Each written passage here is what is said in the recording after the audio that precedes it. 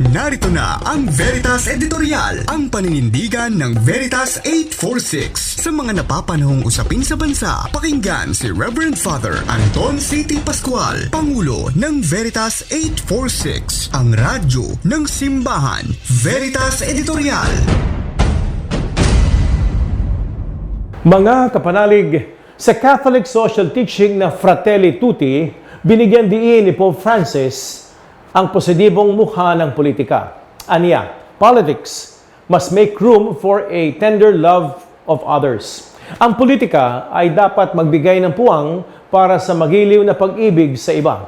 Ang ganitong uri ng pag-ibig, dagdag ng Santo Papa, ay ang daang tinatahak sana o dapat ng mga malalakas at matatapang o sabihin na nating may kapangyarihan.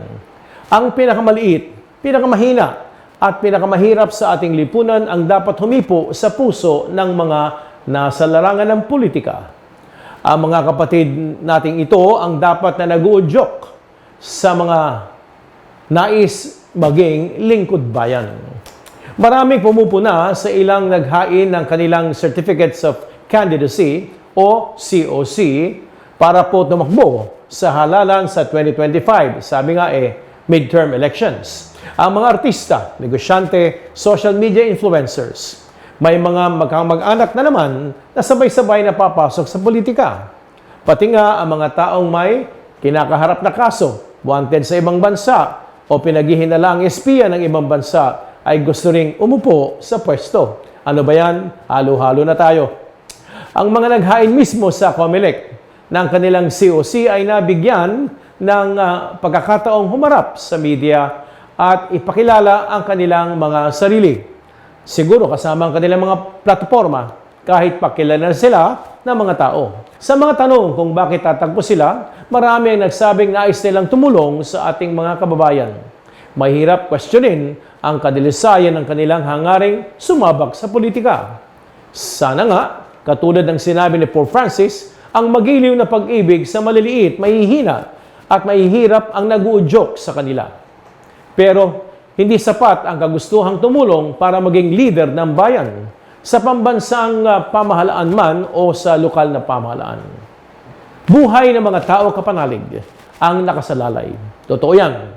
Kaunlaran ng bayan ang nakataya. Hindi biro ang maging senador, maging congressman o party list representative sa Kongreso. Gagawa sila ng mga batas na dapat pakinabangan hindi lamang ng mga gusto nilang tulungan, kundi ng lahat ng Pilipino. Bubusisiin nila ang hinihaing budget ng mga ahensya. Babantayan nila ang ibang sangay ng gobyerno para siguraduhin walang umaabuso sa kapangyarihan. Abay, dapat lang yan. Balance of power, ika nga. Malaking trabaho rin ang ginagawa ng mga lokal na pamahalaan gaya ng gobernador, mayor, vice mayor at mga konsehal. Hindi lang sila nag-aabot ng ayuda sa mga tao. Gumagawa at nagpapasa sila ng mga ordinansa. Nagpapatupad sila ng mga programa at proyektong mag-aangat sa buhay ng mga nangangailangan o magliligtas sa buhay ng mga lantad sa mga panganib. Pangangasiwaan nila ang mga likas yaman sa kanilang kinasasakupan at titiyaking sumusunod sa mga regulasyon ang mga negosyo, maliit man o malalaki. Kung mahigpit ang pribadong sektor sa paghahanap ng mga empleyado, ganito rin dapat sa pampublikong sektor. Kailangan din nilang magtaglay ng mga katangiang mahalaga para tumakbo ng maayos ang opisinang ipinagkatiwala sa kanila. Dapat na mahusay at profesional sila sa kanilang pagkatrabaho. Marunong dapat silang mga siwa ng pondong nakalaan para sa kanilang mga programa at mga proyekto. Naintindihan dapat nila ang implikasyon ng mga batas at ordinansang isusulong nila. Kapanalig, paalaala nga sa Ebanghelyo ni San Juan, paalaala nga sa Ebanghelyo ni San Lucas 12:48. Ang binigyan ng maraming bagay ay hahanapan ng marami. At ang pinagkatiwalaan ng lalong maraming bagay ay pananagutin ng lalong marami. Kung papalarin ang mga nais tumakbo sa darating na halalan, maisip sana nilang maraming ibinigay sa kanila. Maraming trabaho, maraming responsibilidad, maraming pananagutan, at may kapangyarihan din. Kaya kapanalig, hindi natin mapipigilang pumasok sa politika ang mga tao para sa iba ay maaaring questionable ang layunin. Nasa ating mga botante ang susi kung mananalo sila.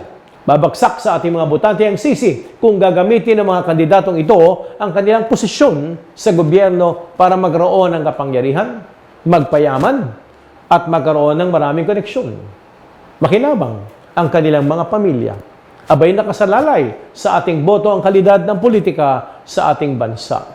Kaya mga kapanalig, lalo-lalo na mga botante, abay maging matalino tayo. Wais, iboto natin ang karapat-dapat at siyang maglilingkod sa bayan.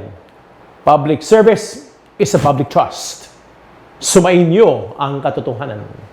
Inyong napakinggan ang Veritas Editorial. Ugaliing pakinggan ng Veritas Editorial kasama si Reverend Father Anton C.T. Pascual. Veritas Editorial.